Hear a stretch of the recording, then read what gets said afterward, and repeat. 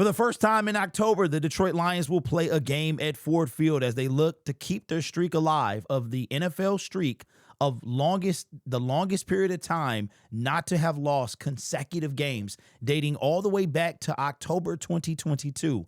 It's been so long ago that Aiden Hutchinson was a rookie when we lost 2 consecutive games. The Detroit Lions were 1-6. We had just lost to the Miami Dolphins. Aubrey Pleasant was fired, and Jamison Williams was still injured from his college career. That's how long ago it's been. 3 full years since the Lions have lost 2 games in a row. And this might be one of the toughest opponents that they've had to face coming out of a loss since that stretch. Like, it's going to be insane, but it's going to be back at Ford Field. It's a sold-out crowd. It's going to be standing room only. It's going to be hype, and I know that this game is not going to disappoint. So let's do like we always do every Friday, and this is another video that we've been consistent. We have not missed a week yet, even though last week today I was driving to Kansas City, which, by the way, I will never try to do again. But so we're going to keep this alive and finish the entire week or the entire season, man, doing this video. So without further ado, man, here we go. Let's take a look at the matchup predictor. This is actually a bigger stretch than a bigger gap than I would assume, man. I'm assuming I know why it's this big, but the Detroit Lions have a 62.1% chance to win this game to a 37.6 according to ESPN Analytics. This is a pretty big gap, man. I think that this would be closer to, 50-50, maybe 48-52, somewhere around there. I'm actually surprised that they have Tampa, the underdog in this graphic here. So the Detroit Lions with a 62.1% chance to win this game. Let's take a look at Baker Mayfield playing at an MVP level right now on his 5th team. I believe he's on his 5th team. He had the Browns, the Panthers, the Rams, and now so it's either 4 or 5 for Baker Mayfield. He is 129 for 195 with 12 touchdowns and 1 interception. And I think Matthew Stafford is the league leader in passing. He has 1539 in yards. Jared Goff, 1390. He is 132 for 174 with 14 touchdowns and 2 interceptions. Man, that second interception is really still bothering me, man. I think it was completely unnecessary. He really should be 14-1. He's also playing at an MVP level, but we know they'll never, ever vote for a Detroit Lion to be MVP. Bucky Irvin is doubtful. Okay, 71 carries with 237 yards. Jahmyr Gibbs, 390 yards with 87 carries and 4 touchdowns. I know this guy is looking for a breakout game. You can still see the frustration on Jahmyr Gibbs. And after the day that Bijan Robinson had, I know Jahmyr Gibbs is going to be itching to get out there on the field. Emeka Egbuka is actually going to be out. This should be a doubtful. He's actually been out. He is 27, the rookie, 27 receptions, 5 touchdowns for 469 yards. Amon-Ra St. Brown, 44 receptions, 6 touchdowns for 452 yards. So again, we'll talk about why I think the graphic is so skewed in the Detroit Lions' favor. You've got Y. Diaby, linebacker, 3 sacks, and Aiden Hutchinson, 6 sacks.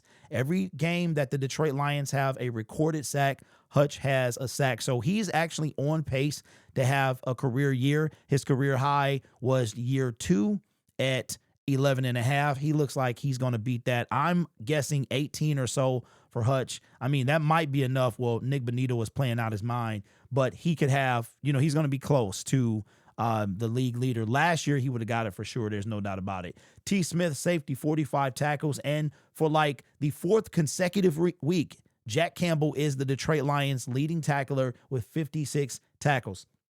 You can find probably standing room only. You can find some seats to go to. It's crazy. I have not been to Ford Field this year. That's all right, because my season tickets are loading. I'm right there.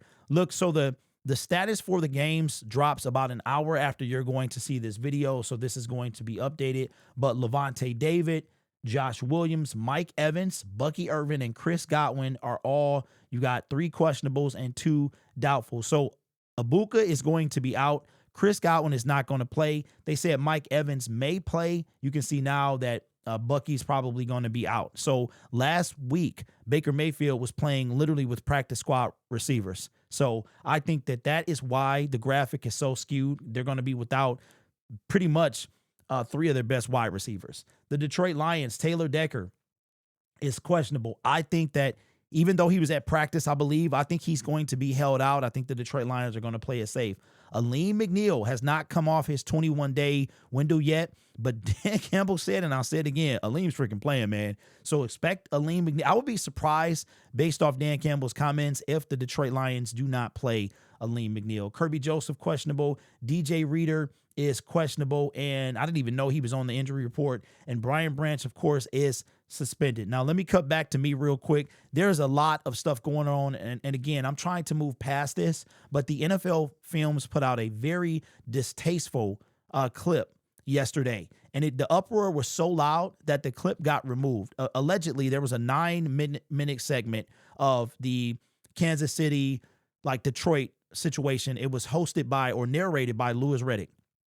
So the NFL Films, in their brilliant mind, decided to put this 1-minute segment on Twitter, and it got absolutely obliterated by everyone. I mean, it was so bad that it made Pat McAfee's show, like, everybody's talking about it. It painted Brian Branch to be like a thug and a negative light, like completely destroyed the young man. And the backlash was so fierce that they pulled it down. Now, from what Pat McAfee was saying, and I know this is kind of off in left field, but I feel like it needs to be addressed. From what Pat McAfee was saying is that the NFL Films, they send the tape off to Louis Riddick, and then he does his own narration. So is this Louis Riddick? I mean, everyone's at fault here. Louis is at fault. NFL Films is at fault. And apparently the connection between NFL Films and New York doesn't vet this stuff. So, but it's everybody has a part to play in this. It was a bad look for the NFL. This entire week was a bad look for the NFL. A lot of people, they call it the tinfoil hats, that they're putting on their tinfoil hats. Mine is always over there, just so you know. As a matter of fact, let me show you where it's really at. My tinfoil hat is right underneath. Matter of fact, I've got tinfoil baked into this helmet, because that's where we at. But anyway, again, you keep watching and it'll show up. But that's for neither here nor there. We're going to keep moving. It's been very difficult for me not to go back, dedicated video to all the stuff that's been happening over the last 96 hours or so, or whatever it's been, because it's a really bad look for the NFL. But that could be its own video. All right, so let's go back to the Buccaneers' last 5 opponents. They only lost. They went 4-1, only losing to the Kansas City Chiefs. But what you will see here is that the Tampa Bay Buccaneers actually won on all of their games until this one was some last-minute drive that Baker Mayfield had to put. He almost did this one, but he threw a critical interception. But all of these games were won by some last-minute comeback drive, and that's another reason why I think that along with the injuries for the Tampa Bay Buccaneers, the fact that how they have to win games is why the graphic is so skewed in the Detroit Lions' favor. And of course, the Detroit Lions, after losing their first one, which is no longer on the screen, go on a 4-game win streak, scoring over 30 points every single game. As a matter of fact, their lowest amount of points, and that's another reason why I think the graphic is skewed. Their lowest score was against Cleveland, who at that time had the number 1 defense. They go 4-1, and we all know where that loss came from. So just looking at the graphic, in the past couple of years, the Detroit Lions I think they are 2-1 if you include the playoff game between the Tampa Bay Buccaneers. In 2023, we go into Tampa, a really dogfight of a game, kind of broke open when Jameson Williams, I still remember the image in my head of Jameson Williams catching that over the shoulder. I think the game, it was 10-6 or something like that, and it was just a dogfight. Jameson Williams catches that over the shoulder touchdown pass and was able to create some separation. That was in Tampa. And then the Detroit Lions hosted the Tampa Bay Buccaneers in the 2023 playoffs as the divisional round, and we were able to get the best of them with that game-sealing interception by Derek Barnes. So it's going to be a dogfight. Then last year, we lost. We got away from what was working. Jared Goff threw the ball 55 times. We didn't run it a ton,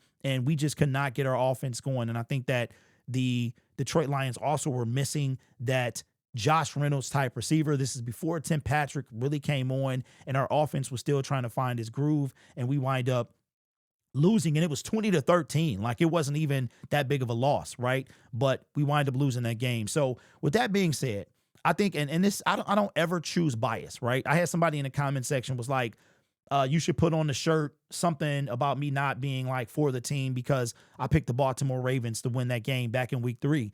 A biased fan would always pick their team to win, but that's not what I am. So with that being said, I think that the Detroit Lions are going to win this game for a number of reasons. I think, number one, you have to admit that Mike Evans, Abuka, with our secondary being as depleted as it is, and the fact that Chris Godwin, the running back, is going to be out, that they're going to be hurting. And so we have the advantage there. Now, even with our down secondary, we have the advantage. I mean, we don't have complete scrubs in the secondary. You know what I'm saying? These ain't like Juju Hughes and stuff like that. We got guys that at one time were making plays, and most of them recent, right? So I think that's going to be a big play to the Detroit Lions. I think the home field advantage, the fact that this crowd has been starved during the month of October from any games, right? That they are going to be crazy. And I think that that's going to contribute to the Detroit Lions. You're also going to have the fact that the Detroit Lions have not lost, like we discussed earlier, 2 games in a row in 3 years. It's been 3 years since we dropped 2 in a row. And with all those things being the case, that this team is going to come out, Dan seems to always have them ready. The key is Baker Mayfield. Can we do Baker like we did Lamar? Can Kelvin Shepard put in that Lamar Jackson type game plan where this guy, he's like a slippery snake, man. This guy will get out. The play that he made, 3rd down and 14, should have been sacked, was what should have been sacked. Wind up juking somebody. I mean, how does a quarterback get like 14 yards? It's insane. Unless you're Joe Flacco and you have a read option, which is insane. But so I think he is the key. He is the key. So he's kind of got that Jared Goff resurgence, found a place in Tampa, and definitely is their franchise quarterback right now, right? So I think Baker Mayfield is going to be the key. But I think the Detroit Lions are going to win this game. But let's look, before we conclude the video, let's look at the offensive rankings and comparisons for the Detroit Lions. So the Detroit Lions, for the first time in quite a while, no longer have the number 1 offense after putting only 17 points. Only 17 points, right? We're used to over 30. So hopefully we can get that back. We have number 2 now, the Tampa Bay Buccaneers, just over a field goal difference. Ranked 6th in the NFL. Total offense, we are 11th with 353.7 points per game, and the Tampa Bay Buccaneers are right after us with number 12. Rushing offense, this is going to be the key right here. That 20 yards or 19 yards is going to be big. Even though they got Villa, this team should be able, we got to stick to the run, man. We got to stick to the run, open up the play action. That's one thing that we did not do against the Kansas City Chiefs. We got to get the deep ball rolling. So rushing 8 to 20, that's a big difference. Passing offense 14th to 7th. So that means that they put up more numbers. But again, their sensational rookie is going to miss the game with the hamstring. Hamstrings are like a shelf life of 7 weeks minimum, especially if you have to miss games for them. I mean, your entire game runs through your leg. So that's going to be a big deal. So their passing offense 7th. I don't think we're going to have to deal with the same thing that everyone else has been dealing with. To the Detroit Lions 14th.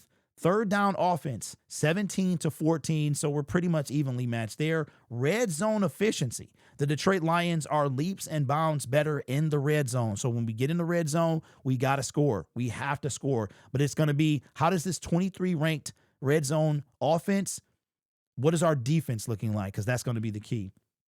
Giveaways, the Detroit Lions have 3. The Tampa Bay Buccaneers only have 2. They're playing phenomenal football. So when we move to the offense, you've got the offense points per game is 18th.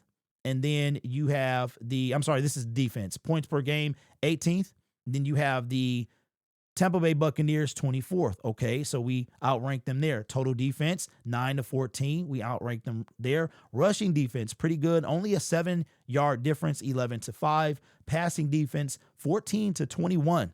So even with that game that we were down almost our entire secondary or cornerbacks, we still managed to be 7 spots higher. So this is where we can be able to shine. 3rd down defense is 20 to their 23rd. That was red zone.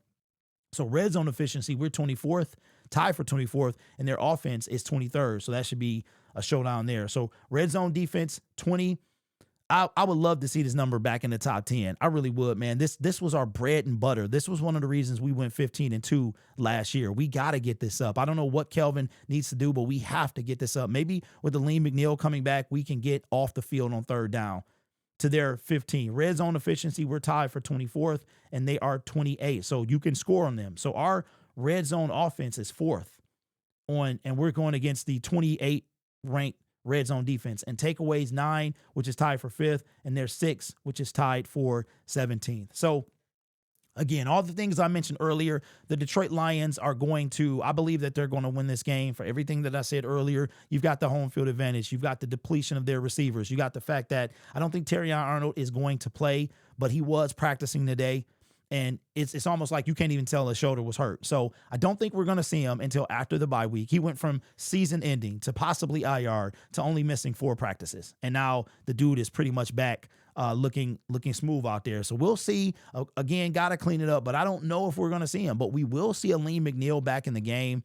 Dan Campbell said Aleem's freaking playing, man. So that should be a big boost for the Detroit Lions defense and defensive line. They're going to need all the help they can get with pretty much newbies in the secondary. We're going to be without Brian Branch too. That's going to be a big deal. I'm sure the Detroit Lions will feel the impact. This channel was made possible by viewers, subscribers, and members just like you. It's because of your support I get to do what I do. You can be anywhere else on YouTube, but you choose to rock with me. Don't forget about the cause, cancercares.org. We got the pink shirts, pink sweaters, and pink hats that will be available throughout the rest of the month, with 20% of the proceeds being donated to cancercares.org. Also, I got a request for a zip-up hoodie. So I'm going to make this logo in zip-up form that hopefully that'll be available relatively soon. You guys are awesome. Take care of yourself and each other. And as always, go Lions.